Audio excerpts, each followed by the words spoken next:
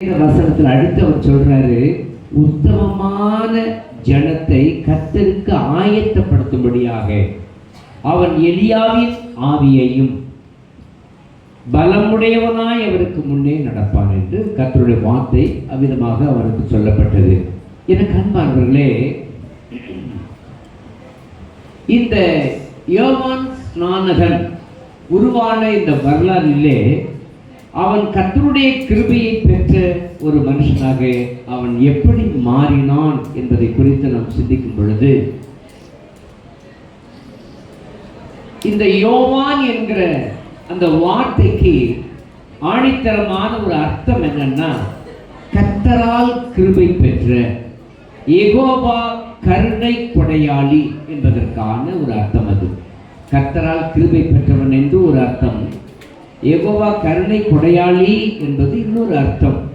இந்த யோவான் ஆண்டவராகிய இயேசு கிறிஸ்துவுக்கு வழி உண்டாக்கின ஒரு அருமையான தேவனுடைய மனிதன். அவன் கர்த்தருடைய ஊழியத்தில் மிக அழகாக சிறப்பாக அவன் செய்த நாட்கள் மிக மிக குறைவு. ஆனால் அந்த குறைந்த, இங்க பாருங்க, யாரும் இங்க பாருங்க, அங்கிட்டு போறீங்க, இங்க வாங்க, நீங்க சத்தம் போட்டுலாம் பேசக்கூடாது. கையை காமிச்சிங்கன்னா உங்க இடத்துல கொடுப்பாங்க. தம்பி, பிரசங்க சமயத்துல நீங்க கொடுத்தாங்க தம்பி, அவங்களுக்கு வேணா யார்ட்டையாவது கொடுத்து விடுங்க, கையை காட்டுங்க போதும். தேவையில்லாம நீங்க பேசும்பொழுது அது ஆவிக்குரிய ஆசீர்வாதத்தை கெடுத்து விடும். அன்பானவர்களே, ஆண்டவராகிய இயேசு கிறிஸ்துவுக்கு வழி உண்டாக்கின ஒரு வல்லமையான தீர்க்கதரிசி, ஒரு நல்ல தூதனாக இவர் இருந்தார். பல சமயங்களிலே ஆண்டவராகிய இயேசு கிறிஸ்துவே தூதனானவராகவே வெளிப்பட்டிருக்கிறார். அவர் வெளிப்பட்ட பல சமயங்கள் உண்டு. இந்த தூதனாக இந்த அருமையான யோவானை கர்த்தர் உருவாக்கினார் என்றால் அதற்கு முன்னதாகவே தேவனே பல சமயத்துல இறங்கி வந்திருக்கிறார். தேவதூதர்களை கூட நம்பல. பல சமயத்துல வசனத்தில் நீங்க படிச்சு பார்த்தீங்கன்னா, தூதனானவர் யாரும் அது பேசுறது,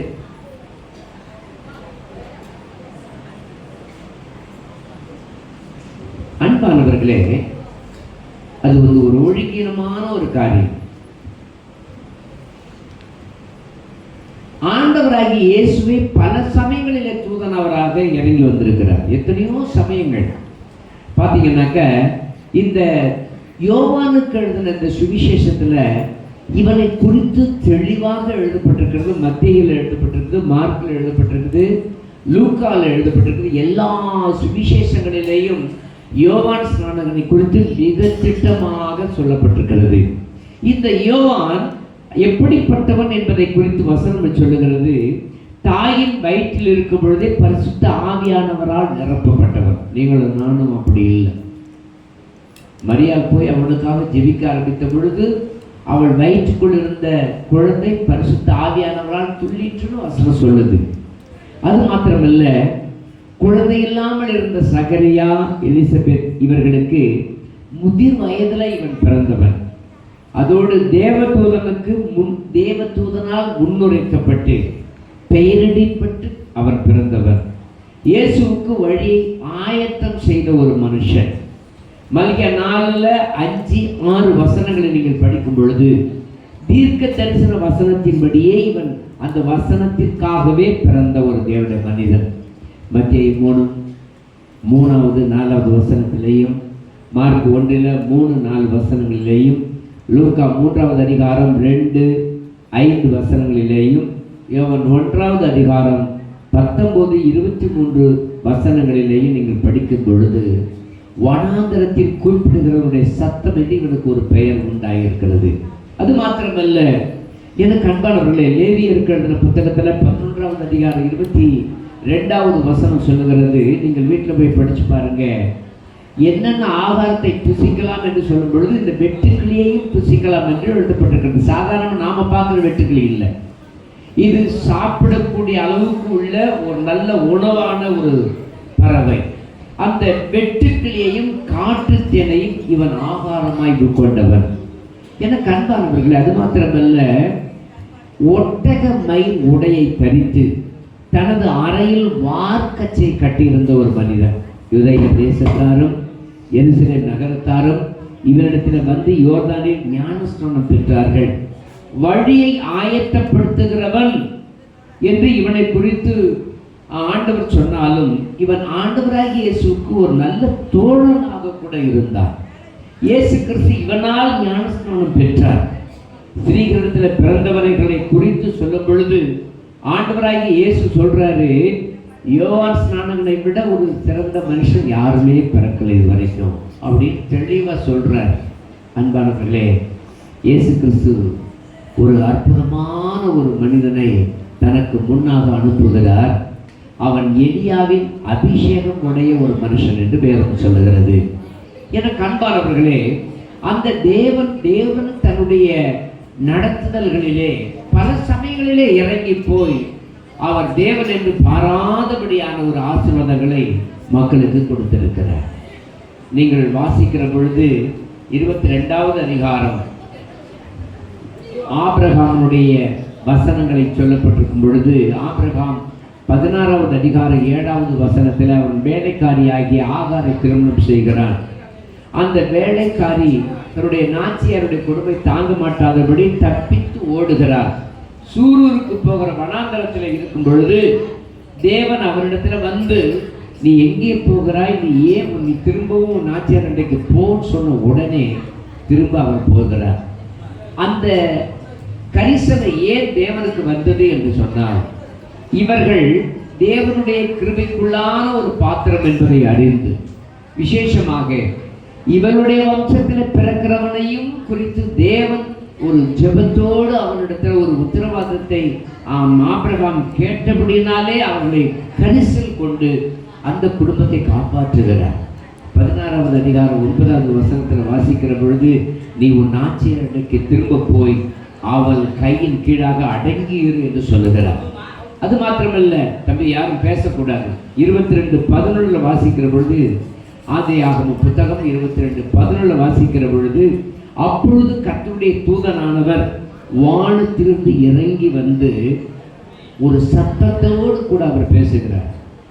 தன்னுடைய மகன் ஈசாக்கின் மேல் கத்தியை போட துணிந்த பொழுது ஆண்டவர் பரபரத்து மனம் உடைந்து நொறுங்கி போய் சொல்லுகிறார், ஆபிரகாமே ஆபிரகாமே, பிள்ளையாண்டான் மேல் என்ன செய்யாத, கத்தியை போடாதே என்று சொல்லி தேவனை இறங்கி வந்து சொல்லுகிறார். இந்த வேத வசனங்கள் எல்லாமே தூதனானவர் என்று சொல்லி வேதம் சொல்லுகிறது. யாத்திராகமம் 3வது அதிகாரம் 2வது வசனத்தை நீங்கள் படிக்கும் பொழுது, அங்கே யாரும் பேச வேணாம், குடிச்சிட்டாங்கன்னா திரும்ப திரும்ப ஊட்டாதீங்கப்பா, போங்கப்பா. அங்கே கர்த்தருடைய தூதன் ஒரு முட்செடியின் நடுவிலே நின்று மோசேயின் இடத்துல பேசுகிறார். மோசே உடைந்து போய் மாமனுடைய வீட்டில் 80 வயதுல சிறுமைப்பட்டு நின்ற பொழுது அந்த 80 வயதிலே கர்த்தர் அழைக்கிறார். தூதனானவராக இறங்கி முட்செடியின் நடுவிலிருந்து அவர் பேசுகிறார். எனக்கு அன்பானவர்கள், அவருடைய வாழ்க்கையில ஒரு துளிரை உண்டாக்குகிறார். இனி நீ என்ன செய்ய வேணாம், அடிமையா இருக்க வேணாம். வாரூனுடைய குமாரன் என்பதை விட, ஏத்ரோனுடைய மருமகன் என்பதை விட, என்னுடைய ஊழியக்காரன் என்கிற தகுதியோடு நீ போகணும் என்று சொல்லி அனுப்புகிறார். அன்பானவர்களே, அழைப்பு அப்படிப்பட்டது. உடைந்து போய் நொறுங்கி போய் நிற்கிறவர்களை கர்த்தர் அழைத்து அவர்கள் கைகளிலே அதிகாரங்களை கொடுக்கிறார். யாத்திராகமம் 14:19 படிக்கும் பொழுது, அப்பொழுது இஸ்ரவேலுக்கு தேவன், இஸ்ரவேல் ஜனங்கள் யோர்தான் நதியை கடந்து வருவதற்கு முன்னதாக எரிகோவை தாண்டி வருகிறார்கள். அப்பொழுது எகிப்தினுடைய படைகள் அவர்களை கொன்று போடிபடி வருகிறது. அப்பொழுது ஒரு காரியத்தை கர்த்தர் செய்கிறார். என்ன காரியத்தை செய்கிறார்? தேவ தூதனானவர் முன்னே சென்றவர் பின்னே வந்து நின்றுவிட்டு அவர்களுக்கு பின்னாக வழி நடந்து அவர்களை பாதுகாக்கிற ஒரு அனுபவத்தை நாம் வாசிக்கிறோம். என்னாகும் 22:22 படிக்கும் பொழுது, பீலையாம் போகிறதை குறித்த ஒரு கசப்பு தேவனுக்கு இருந்ததினாலே அந்த தூதனானவர் என்ன செய்கிறார்? கோபம் உண்டவராக அவர் குறுக்கே வந்து நின்று அவனுக்கு எதிராளியாக வந்து நிற்கிறார். அப்பொழுது அவன் அவனுடைய கண்களினுடைய தரிசனத்தை பெற்று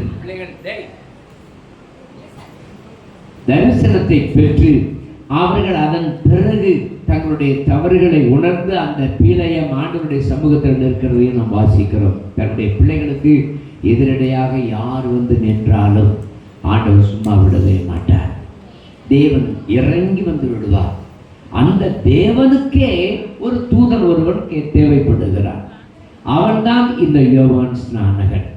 எனக்கு அன்பானவர்களை, சங்கீதக்காரன் சொல்றான் பாருங்க, 34வது அதிகாரம் 7வது வசனத்தை வாசிக்கும் பொழுது, கர்த்தருடைய தூதன் அவருக்கு பயந்தவர்களை சூழ பாளையம் இறங்கி விடுவிக்கிறார். ஆண்டவர் விடுவிக்கிற தேவன். அது மாத்திரமல்ல, சங்கீதம் 102ல் 20வது வசனத்தினுடைய பிற்பகுதி சொல்லுது, அவருடைய தூதர்களே அவரை துதியுங்கள். இந்த தூதர்கள் என்பவர்கள் யார்? மனிதர்களை தான். நம்ம பார்த்து தான் சொன்னார், நீங்களும் நானும் சாதாரணமானவர்கள் அல்ல, தேவனுடைய தூதர்கள், தேவனுடைய சத்தியத்தை பறையறிப்பவர்கள், தேவனுக்காய் நிற்கக்கூடியவர்கள். அல்லேலூயா. அது மாத்திரமல்ல, சங்கீதம் 104வது அதிகாரம் 4வது வசனத்தில் சொல்றாரு, தம்முடைய தூதர்களை காற்றுகளாகவும் தம்முடைய ஊழியக்காரரை அக்கினி ஜுவாலிகளாகவும் அவர் செய்கிறார். எனக்கு அன்பானவர்களே, தேவனுடைய தூதர்கள் இன்னும் யார் யார் உண்டு தெரியுமா? இயற்கைகள் எல்லாமே அவருடைய தூதர்கள் தான். இயற்கைகளை கொண்டு அவர் பேச வைக்க முடியும். இயற்கையினுடைய வல்லமையை நாம் பார்க்கும் பொழுது, ஐயோ, எல்லாவற்றுக்கும் மேலான ஒரு வல்லமை நமக்கு முன்பாக இருக்கிறதே என்று சொல்லி நாம் பயந்து நடுங்கக்கூடிய ஒரு வல்லமை, அவருடைய இயற்கைக்கு மேலான வல்லமை வெளிப்படுத்துகிறதுனால அவர் அதை காண்பிக்கிறார். அது மாத்திரமல்ல, தன்னுடைய வார்த்தைகளை அனுப்பி அவர் தூதனாக பயன்படுத்துகிறார். மனிதர்களை அனுப்பி பயன்படுத்துகிறார். பரிசுத்த ஆவியானவரே இறங்கி பேசுகிறார். அது மாத்திரமல்ல, தேவ தூதர்களை கொண்டும் அவர் பேசுகிறார். என அன்பானவர்களே, தேவன் யாரை கொண்டு வேணாலும் எப்படி வேண்டுமானாலும் நடத்துவார். அது தேவனுடைய கிருபை. அல்லேலூயா. அன்பானவர்களே, தூதர்களுடைய பணிகள் என்ன?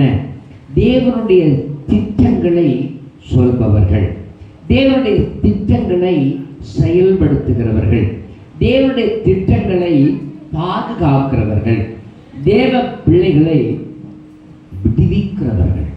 அது மாத்திரமல்ல, செயல்பாடுகள், தேவனுடைய செயல்பாடுகள் எதுவாக இருந்தாலும் அதை அப்படியே செயல்படுத்துகிறவர்கள், சித்தத்தை அப்படியே செயல்படுத்துகிறவர்கள், ஜெப வீரர்களை தேவனிடத்தில் அவர் என்ன தேவனிடத்தில் யார் என்ன பேச வேண்டும் என்று சொல்லி விரும்புகிறோமோ அவைகள் அனைத்தையும் தேவனிடத்தில் சொல்லி அவர்களுக்கு சரியான பதிலை கொடுக்கிறவர். அல்லேலூயா. இந்த தேவன், அதாவது தேவனை இந்த தேவ தூதர்கள் எப்பொழுதும் துதித்து ஜெபித்து ஆராதித்து கொண்டுதான் இருக்கிறார்கள். தரிசனம் வழியாக தேவ திட்டங்கள் அவர்கள் நமக்கும் கொடுக்க விரும்புகிறார்கள். எனக்கு அன்பானவர்களே, தேவ தூதர்கள் சாதாரணமானவர்கள் அல்ல, இயற்கைக்கு மேற்பட்ட வல்லமை நிறைந்தவர்கள். ஆனால் அவர்கள் சுயமாய் எதை செய்ய தீர்மானித்திருந்தாலும் தேவன் என்ன செய்ய நினைக்கிறாரோ அதை மாத்திரமே அவர்கள் செய்கிறவர்கள். அல்லேலூயா. என் அன்பானவர்களே, தேவன் இந்த யோவான் ஸ்நானகனை குறித்து ஏற்கனவே பல இடங்களிலே சொல்லி இருக்கிறார். ஏசாயா 43வது வசனத்தில் நீங்கள் படிக்கும் பொழுது, கர்த்தருக்கு வழியை ஆயத்தப்படுத்துங்கள், அவாந்தர வெளியிலே நம்முடைய தேவனுக்கு பாதையை செப்பை பண்ணுங்கள் என்றும், அதிலே 4வது வசனம், பள்ளங்கள் எல்லாம் உயர்த்தப்பட்டு சகல மலையும் குன்றும் தாழ்த்தப்பட்டு கோணலானது செவ்வையாகி கரடு முரடானவைகள் எல்லாம் சமமாக்கப்படும் என்றும், 5வது வசனத்திலே, கர்த்தரின் மகிமை வெளியரங்கமாகும், மாம்சமான யாவும் அதை ஏகமாய் காணும், கர்த்தரின் வாக்கு அதை உரைத்தது என்றும், வனாந்தரத்திலே கூப்பிடுகிறவனுடைய சத்தம் உண்டாயிற்று. எனக்கு அன்பானவர்களே, இப்பொழுதுதான் திட்டமான சில காரியங்களை நீங்கள் புரிந்து கொள்ள வேண்டும். யூதர்களிலே நம்முடைய பிள்ளைகள் இன்னைக்கெல்லாம் எடுத்துக்கிட்டிங்கன்னா 10 வயசு ஆயிடுச்சுன்னா அது ரெக்கையை கட்டி முளைச்சிட்டு வெளியில் போயிடுது, எந்த வேலையும் செய்யுது, சின்ன வயசுலேருந்து வேலைக்கு அனுப்புகிறோம். யூதர்கள் அப்படி அல்ல. 30 வயது வரைக்கும் அவர்கள் என்ன ஆனாலும் சரி வீட்டுக்குள்ளே தான் இருக்கணும். அவர்கள் 30 வயதுக்கு பிறகுதான் வெளியே போய் தங்குவார்கள், வெளியே போய் காரியங்களை செய்வார்கள். 30 ஏறக்குறைய 30 வயதான பொழுதுதான் இயேசு தன்னுடைய ஊழியத்தை நிறைவேற்ற போகிறார். தன்னுடைய ஊழியத்தை செய்ய ஆரம்பித்தது 30 வயதிலே. எனக்கு அன்பானவர்களே, இயேசு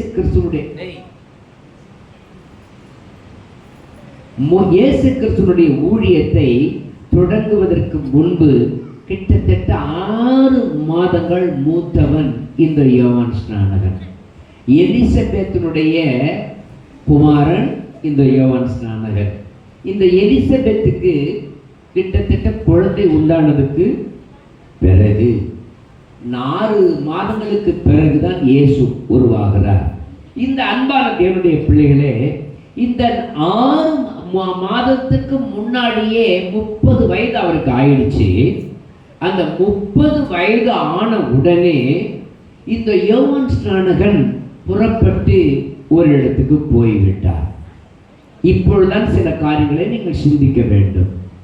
தேவாலய பணியும் அரசியலும் இணைந்து அலங்கோலமாயிருந்த சமயம் அது.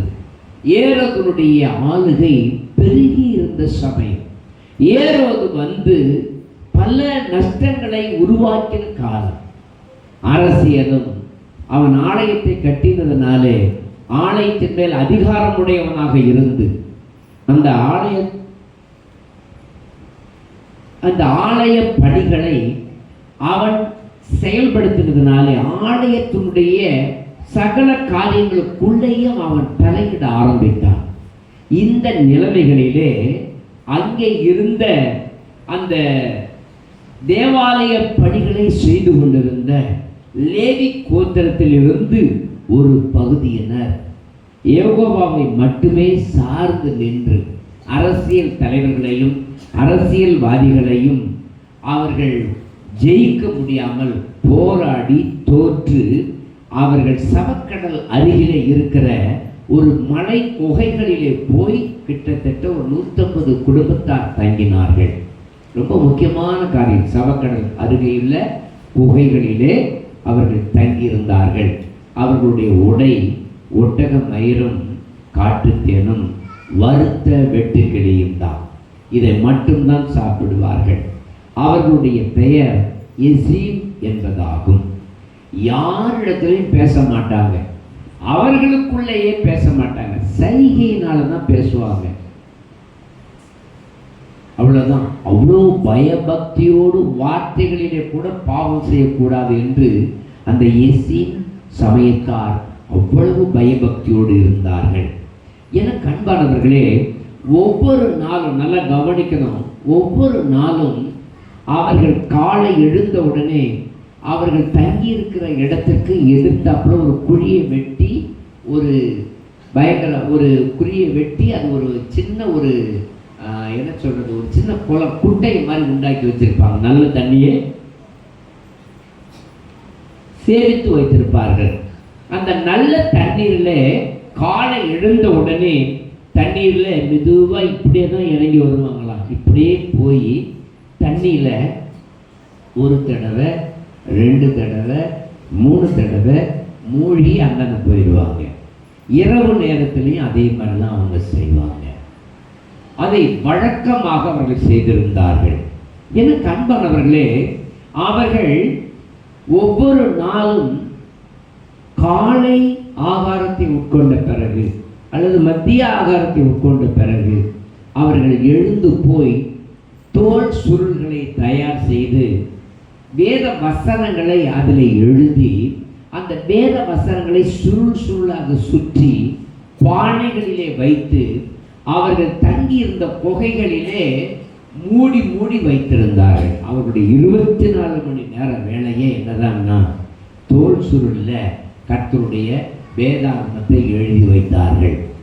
எனக்கு அன்பானவர்களே, அப்படி அவங்க எழுதி வைக்கலன்னா உங்களுக்கும் எனக்கும் வேதாகமும் கிடைத்திருக்காது. அப்படி அவர்கள் எழுதி வைத்திருந்த அந்த குகைகளிலே 1948ஆம் வருடத்திற்கு பிறகு அங்கே ஆடுகளை மேய்க்க போனவர்கள் கற்களை எறிந்து பறவைகளை அடிக்க முற்பட்ட பொழுது அது குகை உள்ளிலே விழுந்து ஒரு பானையிலே விழுந்து ஒரு சத்தத்தை கொடுத்தவுடன் அவர்கள் மேலே போய் ஆராய்ந்து பார்த்த பொழுதுதான் தெரிகிறது, ஒவ்வொரு பானைகளிலேயும் கர்த்தருடைய வசனம், வேதாகமும் பழைய ஏற்பாடு இருப்பதை அவர்கள் கண்டார்கள். அல்லேலூயா! அப்படிப்பட்ட ஒரு உன்னதமான பணியை அவர்கள் செய்தார்கள். இந்த யோவான் என்ன செய்கிறார்?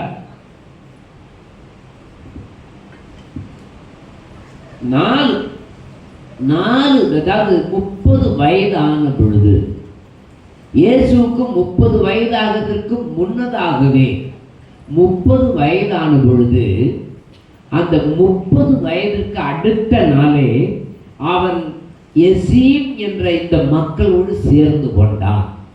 அவர்கள் கொடுத்த அந்த ஆடைகளை உடுத்தினான். அவர்கள் கொடுத்த உணவுகளை சாப்பிட்டு 4 மாதம் கடுமையான ஜெபம், கடுமையான எழுத்து, கடுமையான வேத வாசிப்பு இவைகளிலே கடந்து போனான். எனக்கு அன்பானவர்களே, அவர்களுடைய அதிகப்படியான ஒருவேளை தங்களுடைய கிராமங்களிலே, தங்களுடைய ஊர்களிலே யாராவது மறிச்சிட்டாங்க அல்லது உடல்நிலை சரியில்லைன்னா சுருக்கமாக, என்னுடைய தகப்பனாருக்கு உடம்பு சரியில்லை, அவங்க பதில் சொல்லலைன்னா பேசாமல் வேலை செஞ்சுக்கிட்டே இருக்க வேண்டியதுதான். ஒரு 2-3 நாள் ஆன பிறகு ஆண்டவருடைய உத்தரவு அவர்களுக்கு கிடைத்தால் அவர்கள் சொல்வார்கள், நீ போய் வா, 3 நாள் தான் டைம் சொல்லுவாங்களாம். அதே வேளையை அவர் செய்வார்களாம். அன்பானவர்களே, அப்படித்தான் இந்த யோவான் ஸ்நானகன் 30 வயதிலே அங்கே போய் தங்கி தரித்து வேதத்தை கற்றுக்கொண்டார். ஒரு அழகிய சொல்லுங்க பார்ப்போம். யூதர்களுக்கு இந்த எசீம் சமயத்தாரை பார்க்க பயம். நம்ம ஊர்ல முன்னாடியெல்லாம் சித்தர்கள் இருந்தார்கள், இங்கே இருப்பார்கள், அங்கே பறந்து போயிடுவாங்க, அப்படி போயிடுவாங்க, இப்படி போயிடுவாங்கன்னு சொல்லுவாங்க இல்லையா? அப்படிப்பட்ட சித்தர்களை விட பயங்கரமானவர்கள் இந்த எசீம் சமயத்தார். இவர்களிடத்துல யாரும் பேச முடியாது, இவர்களும் யாரிடத்துல பேச மாட்டார்கள். அந்த கூட்டத்திலிருந்து 4 மாதம் கழித்து இந்த யோவான் ஸ்நானகர் வெளியே வருகிறார். இயேசு 30 வயது ஆன பொழுது அவர் நேராக யோர்தான் நதிக்கு வருகிறார். அவர் முதல் வேலையை எங்க தான் போறாரு? யோர்தான் நதிக்கு தான் போறாரு. இவன் 4 மாதம் கழித்து அவன் ஊழிய பணியை அவர்களிடத்தில் சொல்லி, நான் என் தேவனுக்கு வழியை ஆயத்தப்படுத்த வேண்டும் என்று சொல்லி அவன் அவர்களிடத்தில் விடை பெற்று வந்திருக்கலாம். வந்து இங்கே சத்தியத்தை போதித்து கொண்டிருந்தார். அவனை பார்த்தவர்கள் பயந்தார்கள். விரியன் பாம்பு குட்டிகளே, வரும் கோபத்திற்கு தப்பித்துக் கொள்ள உங்களுக்கு வகை காட்டினவன் யார் என்று அவன் சொல்லுகிறான் என்றால், யூதர்கள் அதை பொறுமையோடு கேட்டதற்கு அடிப்படை காரணம் என்னன்னா, இவன் எசீம் சமயத்தான், இவன் வாய் திறந்து சொன்னால் நாம் அழிந்து விடுவோம் என்கிற பயம் அவர்களுக்குள் இருந்தது. அல்லேலூயா, அல்லேலூயா. ஆகவே தான் இந்த எசீம் இடத்துல யாரும் பேச மாட்டார்கள். ஆனால் இந்த எசீம் சமயத்தை சார்ந்த இவன் வந்து சத்தியத்தை பேசுகிறான். வட்டி வாங்காதே என்கிறான், அநியாயமா தவறு செய்யாதே என்கிறான். அவன் சம்பளம் போதுங்கிற சம்பளம் போதுன்னு சொல்றான். எல்லாவற்றிலையும் உத்தமமாய் நடக்க வேண்டும் என்று சொல்லுகிறான். எல்லாவற்றிலையும் கண்டித்து பேசுகிறான். அப்படிப்பட்ட யோவான் ஸ்நானகன் வெளியே வந்து வழியை ஆயத்தப்படுத்தினான். அவன் எசீம் சமயத்தாரோடு இருந்த பொழுது காலையிலே வந்து அவர்கள் இறங்கி அந்த தண்ணீர் குட்டையில மூழ்கி 3 தடவை மூழ்கிட்டு போய் மற்ற வேலைகள் எல்லாம் செய்வார்கள். அல்லேலூயா, அல்லேலூயா. எசீம் சமயத்தார் ஒவ்வொரு நாளும் செய்கிற அந்த அதே செயல்களை இந்த யோவான் ஸ்நானகன் செய்ய ஆரம்பிக்கிறான்.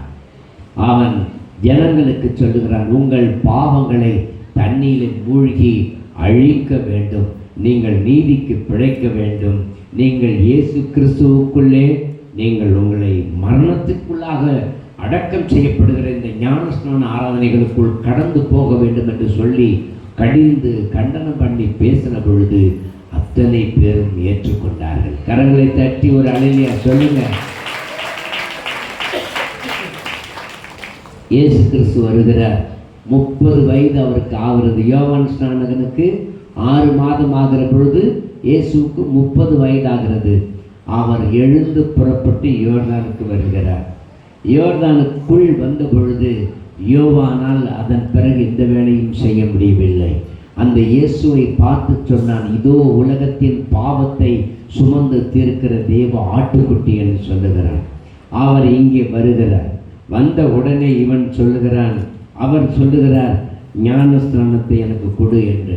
இவன் சொல்லுகிறான், நான் ஒரு பாவி, நான் உம்மிடத்தில் பெற வேண்டியிருக்க நீதிபரராகிய நீர் என்னிடத்தில் பெறலாமா என்று சொன்ன பொழுது, அப்பொழுது இயேசு சொல்லுகிறார், நீதிபரர்தான், தேவ நீதியை நான் நிறைவேற்ற வேண்டும், இப்பொழுது இடம் கொடு என்று சொல்லுகிறார். அல்லேலூயா, அல்லேலூயா.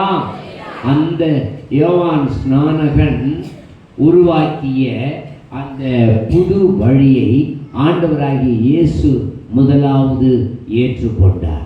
ஞானம் பிளஸ் ஸ்நானத்தை பெற்றுக்கொண்டார்.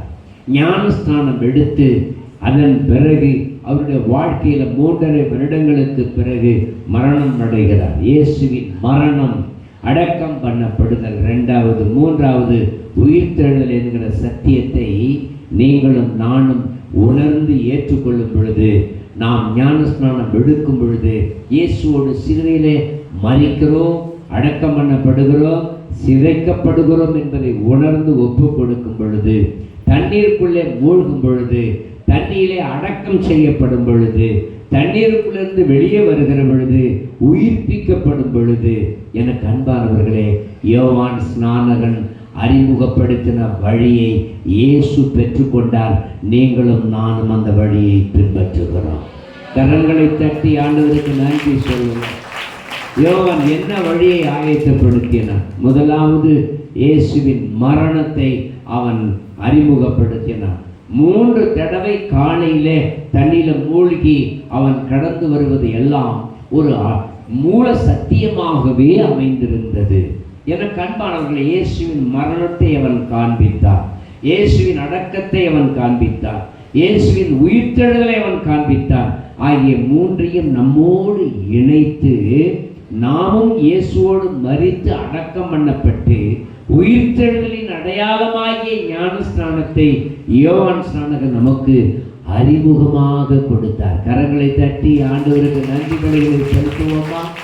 இந்த ஞான ஸ்நானம் என்பது சாதாரணமானது அல்ல. அருமையான மகள் ஆர்த்தி வந்து கடந்த கிறிஸ்துமஸ் அன்றைக்கு நான் ஞான ஸ்நானம் பெற வேண்டும் என்று சொல்லி கேட்டார்கள். எதற்குமா என்று சொன்னேன், நான் இயேசுவை ஏற்றுக்கொள்ளுகிறேன், சொந்த இரட்சகராக ஏற்றுக்கொள்ளுகிறேன், எனக்கு ஞான ஸ்நானம் கொடுக்க வேண்டும். கிறிஸ்துமஸ் அன்றைக்கு நாம் கொடுத்தோம். எனக்கு அன்பானவர்களே, அதன் பிறகு இன்றைக்காவது அவர்கள் டெஸ்ட் பண்ணி பார்க்கும் பொழுது ஆண்டவர் அவர்களுக்கு ஒரு அழகிய ஒரு குழந்தையை வயிற்றில உண்டாக்கி வைத்திருக்கிறார். ஆமென். 10 மாதம் கழித்து ஆனால் அப்படி நான் சொல்ல மாட்டேன், ஞானஸ்நானம் பெற்றால் அற்புதம் நடக்கும் நான் சொல்ல மாட்டேன். ஞானஸ்நானம் பெற்றால் பாவத்திலிருந்து விடுதலையாவோம். பாவத்திலிருந்து விடுதலையானால் தேவ நீதி நம்ம இடத்துல வேணால் படிக்கலாம். ஒரு அல்லேலூயா சொல்லுங்க பார்ப்போம். ஞானஸ்நானத்தின் மூலமாக நாம் இயேசுவோடு நிற்கிறோம், அந்த இயேசுவோடு கைதாகிறோம், அந்த இயேசுவோடு அடி வாங்குகிறோம், அந்த இயேசுவோடு அவமானப்படுகிறோம், அவரோடு கூட மரிக்கிறோம், அவரோடு கூட அடக்கம் பண்ணப்படுகிறோம், அவரோடு கூட உயிர்த்தெழுதலையும் நாம் பெற்றுக்கொள்ளுகிறோம். புதிய ஜீவனாக, புதிய மனிதனாக நாம் மாற ஆரம்பிக்கிறோம். யோவான் 15:8 சொல்லுது, நீங்கள் மிகுந்த கனிகளை கொடுப்பதினால் என் பிதா மகிமைப்படுவார், எனக்கும் நீங்கள் என்னவா இருப்பீங்க? சீஷர்களாக இருப்பீர்கள். அல்லேலூயா, அல்லேலூயா. நான் சொன்ன உபதேசத்தினாலே நீங்கள் இப்பொழுதே சுத்தமாயிருக்கிறீர்கள். உபதேசம் சத்திய வசனம் உங்களை சுத்தமாக்குகிறது. 1 கொரிந்தியர் 2:7 வாசிக்கிற பொழுது, உலக தோற்றத்திற்கு முன்னே தேவனுடைய மகிமைக்காக ஏற்படுத்தினதும் மகிமைப்பட்டதுமாய் இருக்கிற ரகசியமாக தேவன் அவருடைய ஞானத்தையே நாம் பேச ஆரம்பிக்கிறோம். அல்லேலூயா. இது மறைக்கப்பட்ட தேவ ஞானம். இந்த மறைக்கப்பட்ட தேவ ஞானத்தை இந்த யோவான் ஸ்நானகன் எளிமையாக வழியை ஆயத்தப்படுத்தி 4 மாதம்தான் அவன் போய் பயிற்சி எடுத்தான். அடுத்த 2 மாதம் சிறப்பான ஊழியத்தை செய்தான். அதற்கு அடுத்த அவன் வாலிப நாட்களிலே இயேசுவை விட வயது குறைந்த நாட்களிலேயே அவன் கொல்லவும் செய்யப்பட்டான். எனக்கு அன்பானவர்களே, வேத வசனம் சொல்லுகிறது நம்முடைய ஆண்டவர் அதிசீக்கிரத்தில் வரப்போகிறார். அவர் வரப்போறார்னா நம்ம சொல்லிட்டு சும்மா இருக்கக்கூடாது. அதற்கு என்ன வேலை செய்யணுமோ அதை நாம் செய்ய வேண்டும். நம்முடைய அவயங்களும் நம்முடைய சிந்தனையும் நம்முடைய ஒவ்வொரு உறுப்புகளும் தேவனுக்கு பயன்பட வேண்டும். தேவனுக்கு பயன்படும் பொழுதுதான் நம்முடைய வாழ்க்கை ஆசீர்வாதமாக இருக்கும். ஒரு 6 மாதம் தான் அவன் விடுதலையா சுத்தனான். அதுலேயும் 4 மாதம் அந்த எசீம் ஜனங்களோடு அவன் சத்தியத்தை கற்றுக்கொண்டான். 2 மாதம் ஊழியத்தை செய்தான். அடுத்ததாக ஏரோதினாலே அவன் கொலை செய்யப்பட்டான். எனக்கு அன்பானவர்களே, நம்முடைய வாழ்க்கை ரொம்ப சுருங்கி போயிருக்கிறது. நம்முடைய வாழ்க்கை நாளைக்கு நிற்கும் நீங்க நினைக்கவே நினைக்காதீங்க. நாளைக்கு ஒவ்வொரு நாளையும் நீங்கள் சிந்தித்து பார்க்கும் பொழுது நம்முடைய எதிர்காலங்களை குறித்து நீங்கள் கவனிக்க முடியும். வட இந்தியாவில் இன்றைக்கு எவ்வளவு பயங்கரமான பாதிப்புகள் நமக்கு உருவாகி கொண்டிருக்கிறத நீங்கள் கவனிக்க வேண்டும். அடிக்கிறத அடிச்சுட்டு கொல்றத கொன்னுட்டு அவன் சொல்றான், நாங்க செய்யல, யாரோ வேற யாரோ செஞ்சிட்டாங்க. எவ்வளவு பிராடுத்தனம்! எனக்கு அன்பானவர்களே, இது எல்லாம் நடக்கத்தான் செய்யும். இது எல்லாம் வெளிப்பட்டு தான் ஆக வேண்டும். இப்படி காரியங்கள் ரொம்ப ஷார்ட் பீரியட் நமக்கு ரொம்ப குறுகிக்கிட்டே வருகிறத நீங்கள் பார்க்கும் பொழுது ஒன்றை நீங்கள் புரிந்து கொள்ள வேண்டும். ஆண்டவர் அதி சீக்கிரத்திலே வரப்போகிறார். ஆண்டவர் ரொம்ப சீக்கிரத்தில் வரப்போகிறார். எனக்கு அன்பானவர்களே, அவன் ஊழியத்தை நிறைவேற்றினான், வழியை ஆயத்தப்படுத்தினான். நாம் எப்படி செயல்பட போகிறோம்? நாம் எப்படி தேவனுடைய அன்பை வெளிப்படுத்த போகிறோம்? ஏசாயா 43:2 சொல்லுது, நீ தண்ணீரை கடக்கும் பொழுது நான் உன்னோடு இருப்பேன். நீ ஆறுகளை கடக்கும் பொழுது அவைகள் உன்மேல் புரள்வதில்லை. நீ அக்கினியில் நடக்கும் பொழுது வேகாதிருப்பாய், அக்கினி ஜுவாலை உன் பேரிலே பற்றாது. தேவனுடைய சித்தம் இல்லாமல் உன் தலையில் இருக்கிற ஒரு முடி கூட கீழே இறங்காது. அது மோடியா இருந்தானா எந்த கேடியா இருந்தானா ஒருத்தனாலையும் ஒன்றும் அசைக்க கூட முடியாது. எந்த முதல்வராக இருந்தாலும் யாராக இருந்தாலும் உங்களையும் என்னையும் ஒன்றும் செய்ய இயலாது. ஒருவேளை தேவ சித்தமானால் எதுவும் நடக்கலாம். அன்பானவர்களே, தேவன் நமக்காக ஒரு திறந்த வாசலை தமிழகத்தில் உருவாக்கி வைத்திருக்கிறார். நாம் செய்ய வேண்டிய வேலைகள் எல்லாம் என்ன? நாம் தண்ணீர்களை கடக்கும் பொழுது உன்னோடு கூட இருப்பேன். ஸ்ரீலங்காவில் கவனிச்சிங்களா? பயங்கரமான பெரு வெள்ளம், மலைகளிலே வெள்ளம், பல இடங்களிலே பயங்கர லட்சக்கணக்கான ஜனங்கள் பாதிக்கப்பட்டார்கள். அந்த பொது மழை பயங்கரமாக பெய்ய ஆரம்பித்த பொழுது எந்த இடத்துலையும் அப்படிப்பட்ட ஒரு சூழலை பார்க்க முடியலை என்று சொல்லுகிறார்கள். பாஸ்டர் குமார் அவர்கள் சொன்னாங்க, ஸ்ரீலங்காவில் அப்படிப்பட்ட கொடிய மழையை எதிர்பார்க்கவே இல்லை என்று சொல்லுகிறார். அப்படிப்பட்ட கொடிய மழை இங்கும் வரலாம், எங்கும் வரலாம். கேதார்நாத்தில் மழை ஆண்டவர் கொடுக்கிறார். கேதார்நாத் இமயமலை சரிவில் இருக்கக்கூடிய மலை சிகரங்களிலே பெருவெள்ளம் வருகிறது என்றால் நம் பகுதியில் வராமல் எப்படி இருக்கும்? ஆக நமக்கு கிடைக்கிற சந்தர்ப்பங்களை தேவனுக்காக பயன்படுத்த நீங்களும் நான் துணிய வேண்டும். தானியேலுக்கு எழுதின தீர்க்க தரிசன புத்தகம் 8வது அதிகாரம் 17வது வசனத்தை நீங்கள் படிக்கும் பொழுது 3வது அதிகாரம் நினைக்கிறேன். நாங்கள் ஆராதிக்கிற எங்கள் தேவன் எங்களை தப்புவிக்க வல்லவர்களாய் இருக்கிறார்.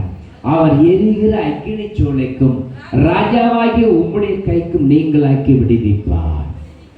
நாங்கள் ஆராதிக்கிற எங்கள் தேவன் எங்களை RSSலிருந்து தப்புவிக்க வல்லவராய் இருக்கிறார். அவர் எரிகிற RSS சூளைக்கும் ராஜாவாகிய மோடி அவர்களுடைய கைக்கும் எங்களை விடுவித்து ரட்சிக்கிறார்.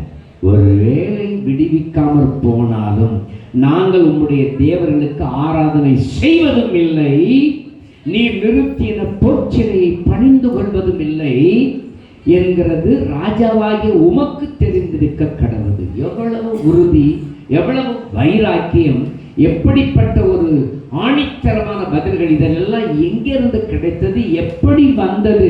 கர்த்தர் அவர்களுக்கு கொடுத்த ஞானம். கர்த்தர் அவர்களுடைய ஆத்மாவிலே கிரியை செய்தார். தேவன் அவர்களுடைய வழிகளிலே நின்றார். எனக்கு அன்பானவர்களே, 19வது வசனம் சொல்லுது, அந்த எரிகிற சூளை 7 மடங்காக்கப்பட்டது.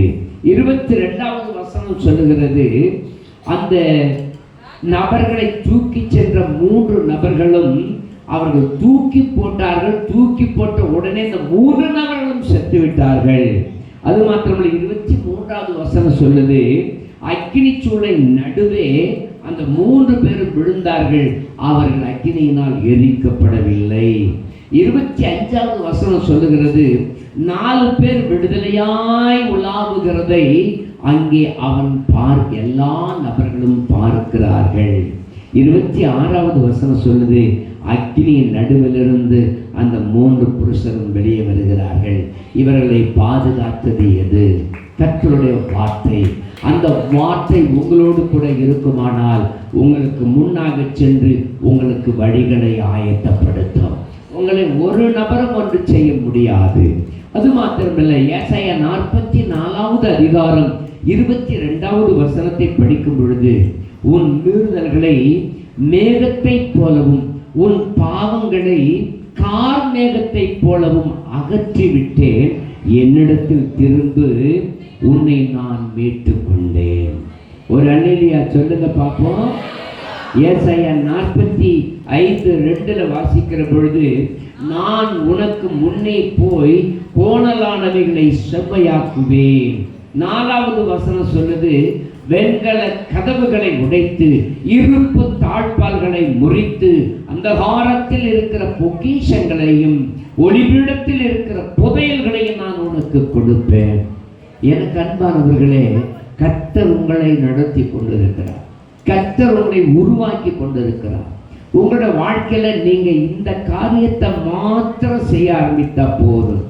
எங்கும் சத்தியத்தை சொல்லுங்கள். 30 சொச்ச வயசுல அருமையான தேவனுடைய மனிதன் தரங்கம்பாடியில சீகன் பால்க்கு வந்தார். அந்த சீகன் பால்க்கு வந்து 1-2 வருஷங்கள் கூட யுகா புருஷர்கள் பரிசுத்தவான்களுடைய வாழ்க்கை சுருக்கமாகத்தான் இருக்கிறது.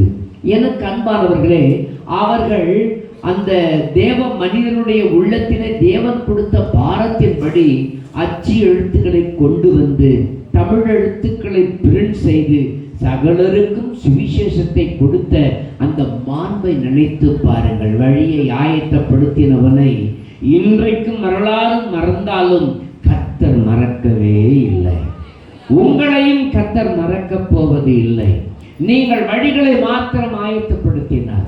நீங்கள் சந்திக்கிற ஒவ்வொரு நபர்களிடத்திலேயும் நீங்கள் பேசாமல் இருக்கவே கூடாது. எப்படியாவது அவர்களுக்கு சுவிசேஷத்தை சொல்லணும். சமயம் கிடைத்தாலும் கிடைக்காவிட்டாலும் சத்திய வசனங்களை போதித்தாக வேண்டும்.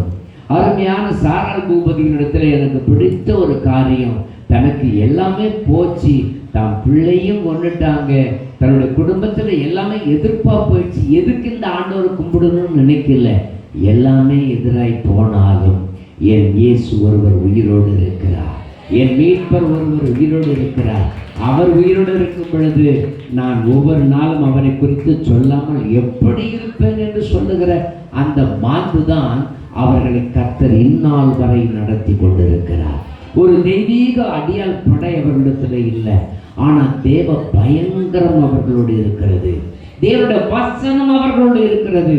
ஆஸ்பத்திரியா இருந்தாங்க, அது மருத்துவமனையா இருந்தாலும் சரி, காவல்துறையா இருந்தாலும் சரி, எந்த அதிகாரியா இருந்தாலும் சத்தியத்தை திறம்பட சொல்வதற்கு ஒரு ஞானம் வேண்டும், ஒரு தைரியம் வேண்டும்.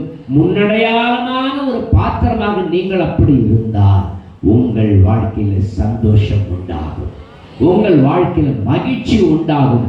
எனக்கு அன்பானவர்களே, பல சூழல்களிலே நான் ஒரு சமயத்தில் சென்னையில் ஒரு பெரிய ஊழியர் கருத்தரங்கு, கிட்டத்தட்ட 10,000 பேர் கூடியிருக்கிற ஒரு பெரிய கருத்தரங்குக்கு நானும் போயிருந்தேன். நான் அந்த கூட்டத்தில் உட்கார்ந்திருக்கும் பொழுது அந்த கூட்டத்தில் இருந்த ஒரு நபரை கைத்தாங்கலாக அழைத்து வந்தார்கள். அவர் மேலே வருகிறார். மேலே வந்து அவர் ஒரே ஒரு மைக் அவர் கையில் கொடுக்குறாங்க. அவர் பாட ஆரம்பிக்கிறார். அவர் பாட ஆரம்பித்த உடனே இருந்தவர்கள் அத்தனை பேர்கள் மத்தியிலையும் ஒரு அபிஷேகம் இறங்குகிறது. அருமையான சகோதரர் மோசஸ் ராஜசேகர், அவருடைய கண்கள் போய்விட்டது, உடல் முழுவதும் கருத்து விட்டது, அவருடைய சரீரம் முழுவதும் பயங்கரமான ஒரு இரத்த கவுல் அடிக்கும் என்று சொல்லுகிறார்கள். நாங்கள் ஒரு சமயம் ஒரு பாடலை ரெக்கார்ட் செய்யும்படி சென்னைக்கு நாங்கள் போயிருக்கும் பொழுது ரெக்கார்ட் தியேட்டரில் அவர் வந்து உட்கார்ந்தார், ஓமக்குச்சி மாதிரி உட்கார்ந்துருந்தார். அவரிடத்துல வந்து சத்தியத்தை சொல்லி நாங்கள் அவருக்காக அவர்களை பேசி கொண்டிருக்கும் பொழுது அவர் எங்களுக்காக ஒரு பாடலை பாடினார். அந்த பாடல்களிலே இருந்த அபிஷேகம் எங்களுக்குள்ளேயும் ஒரு மாற்றத்தை கொடுத்தது. அல்லேலூயா, அல்லேலூயா.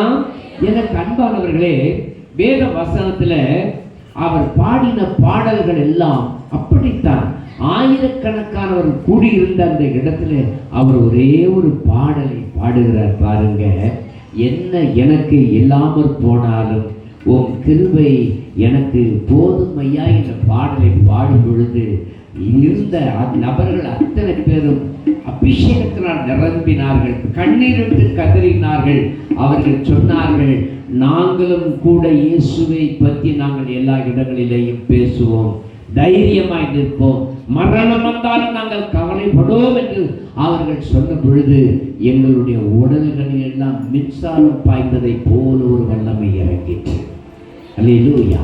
அந்த பாடலில் ஒரு அடியை மாத்திரம் நாம் பாடலாம்.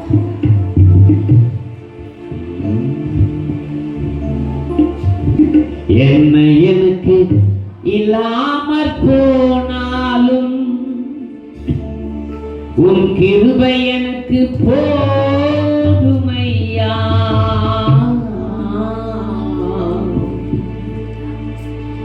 என்னை எனக்கு இல்லாமற் போனாலும் உன் கிருபை எனக்கு போதுமையா.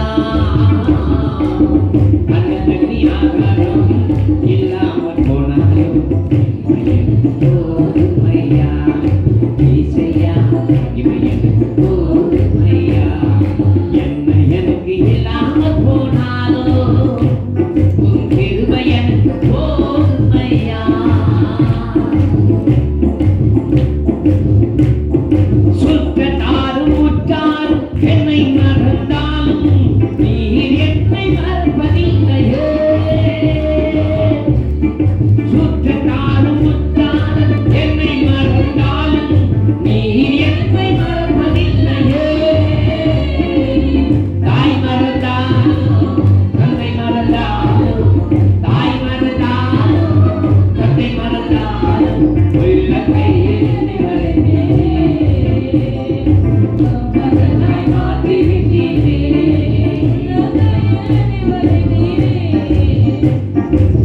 மகனாய் மாற்றி விட்டீரே. என்னை எனக்கு இல்லாமற் போனாலும் உன் கிருபை எனக்கு போதுமையா. என்னை எனக்கு இல்லாமற் போனாலும் உன் கிருபை எனக்கு போதுமையா. இல்லாமற் போனாலும் கிருபை எனக்கு போதுமையா. இயேசுவையா, மகிமை எனக்கு போதுமையா. என்னை எனக்கு இல்லாமற் போனாலும். எனக்கு அன்பானவர்களே, வேத வசனம் சொல்லுகிறது, சங்கீதங்களின் புத்தகம் 4வது அதிகாரம் 7வது வசனத்தில் வாசிக்கிற பொழுது, அவர்களுக்கு தானியமும் திராட்சரசமும் பெருகி இருந்த காலத்தின் சந்தோஷத்தை பார்க்கிலும் அதிக சந்தோஷத்தை தந்தேன். யோவான் ஸ்நானகன் மரணத்தை நோக்கி போன பொழுது பயப்படவில்லை. இயேசு மரணத்தை நோக்கி போன பொழுது பயப்படவில்லை, மாறாக ஒன்றை கண்டு பயந்தார். உலகத்தாருடைய எல்லா அக்கிரமங்களும் அவர் தலையில் விழுந்த பொழுதுதான் பயந்தார். எனக்கும் பிதாவுக்கும் ஒரு தொடர்பு இல்லாமல் போகிறது என்று உடைந்தார், கண்ணீர் விட்டு கதறினார். ஆனால் கர்த்தருடைய வசனத்தோடு நிற்கிற உங்களுக்கும் எனக்கும் கர்த்தர் சொல்லுகிற ஒரு காரியம் என்னவென்றால், அவர்களுக்கு தானியமும் திராட்சரசமும் பெருகி இருக்கிற காலத்தின் சந்தோஷத்தை பார்க்கிலும் அதிக சந்தோஷம் உங்களுடைய வாழ்க்கையில் வரும். சங்கீதம் 40:16 நீங்கள் படிக்கும் பொழுது, உம்மை தேடுகிற அனைவரும் உமக்குள் மகிழ்ந்து சந்தோஷப்படுவார்களாக, கர்த்தருக்கு மகிமை உண்டாவதாக என்று எப்பொழுதும் சொல்வார்களாக. அருமையான அடிகளுடைய மைத்துனர்கள் சொன்னதைப் போல வெளிப்படுத்தல் 19வது அதிகாரம் 1 வசனத்தில் நீங்கள் வாசிக்கும் பொழுது, அவர்கள் திரள் கூட்டத்தாரை குறித்து வேதம் என்ன சொல்லுகிறது? வாசியுங்கள். இவைகளுக்கு பின்பு பரலோகத்தில் திரளான ஜனக்கூட்டம் இடுகிற ஆரவாரத்தை கேட்டேன். ஆரவாரத்தை, திரளான ஜனக்கூட்டம் 1,44,000 பேர் அல்ல, அது யூதர்களுக்கு சொல்லப்பட்ட கடமை. லட்சம், கோடி கோடி கோடி, திரள்னு ஒரே வார்த்தையில் சொல்லிட்டார். அந்த திரளான ஜனங்கள் ஆரவாரம் விடுகிற ஒரு சத்தத்தை கேட்டு அவர்கள் அல்லேலூயா அல்லேலூயா, அல்லேலூயானா என்ன அர்த்தம்?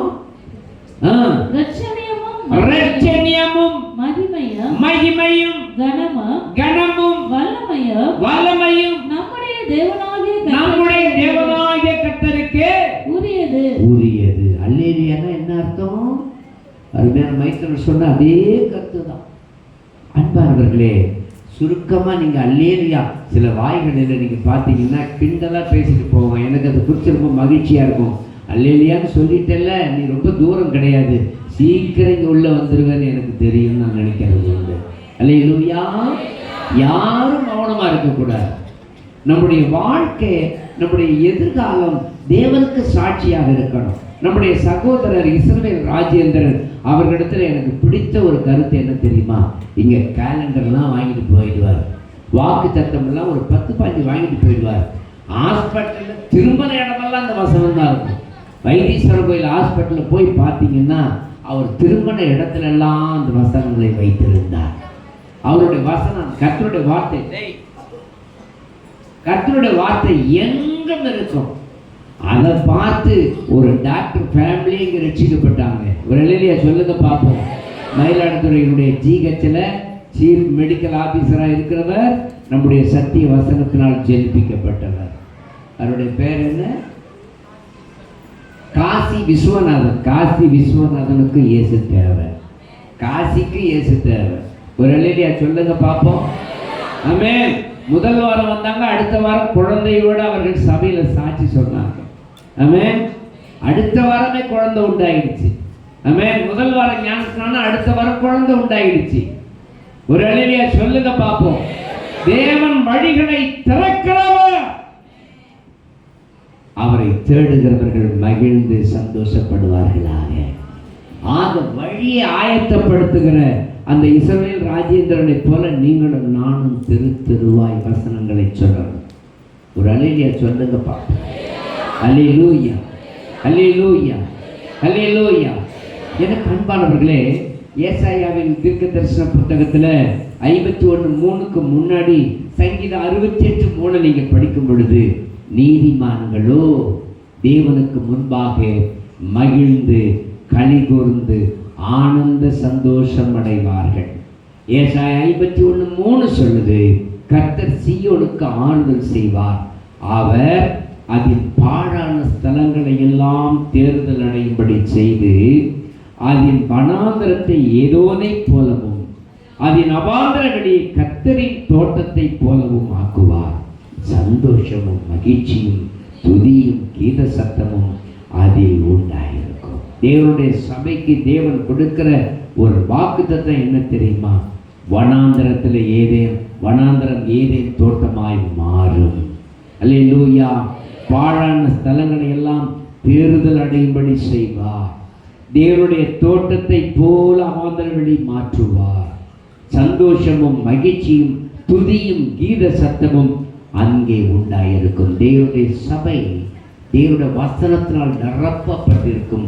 தேவனுடைய வார்த்தையினால் நீங்கள் ஆசீர்வதிக்கப்பட்டிருப்பீர்கள். உங்களுக்கு விரோதமாய் ஒரு நபரும் எழும்புவதில்லை. ஒரு அலையிலையா சொல்லுங்க பார்ப்போம்.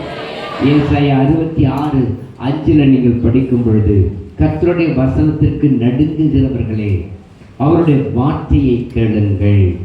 என் நாமத்தின் நிமித்தம் உங்களை பகைத்து உங்களை அப்புறப்படுத்துகிற உங்கள் சகோதரர், அது யாரா இருந்தாலும் சரி, RSSஓ மோடியினுடைய வகுப்பாரோ யாரா இருந்தாலும் சரி, கர்த்தர் மகிமைப்படுவாக என்கிறார்களே, அவர் உங்களுக்கு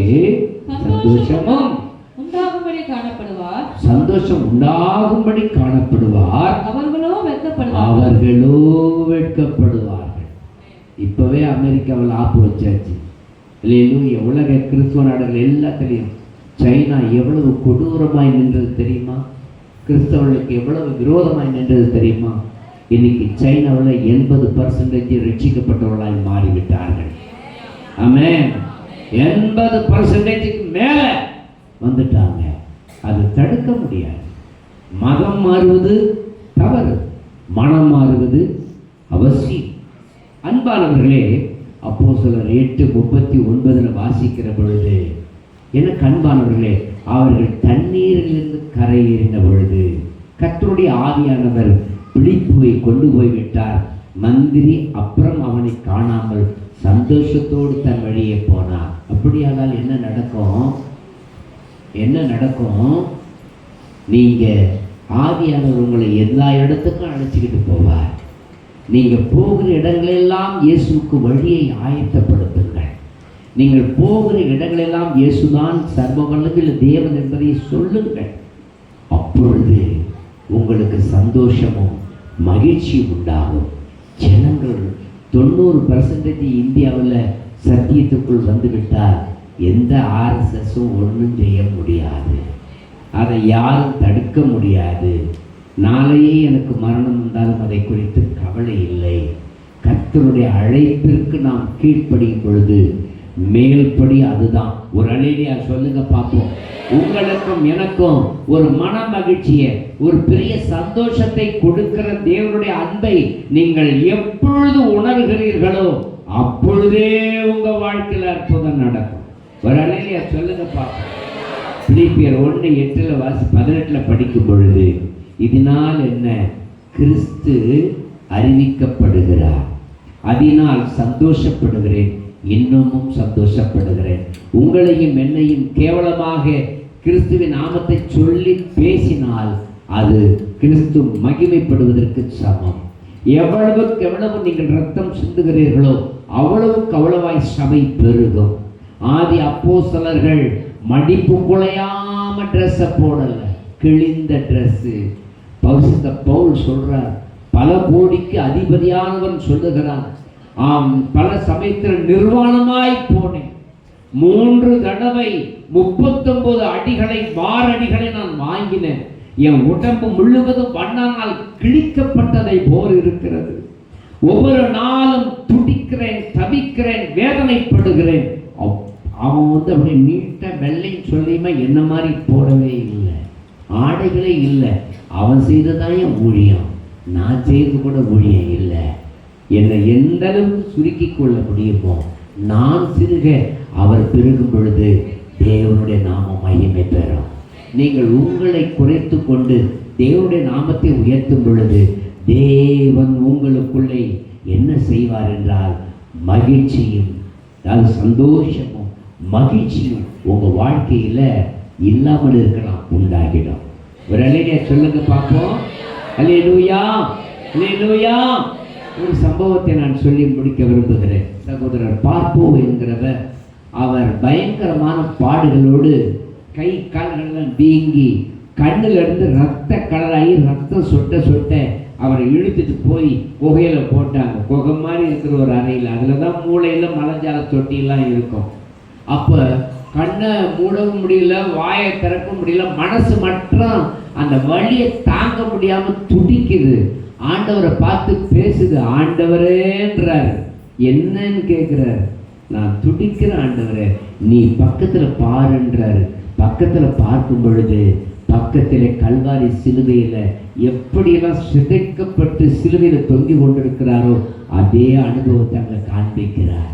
அப்பொழுதுதான் பார்ப்போம் சொல்றாரு, ஆண்டவரே நீர் இன்னுமா பாடுபடுகிறேன், என் பிள்ளைகள் ஒவ்வொரு நாளும் பாடுபடும் பொழுது நான் சிதைக்கப்படுகிறேன்.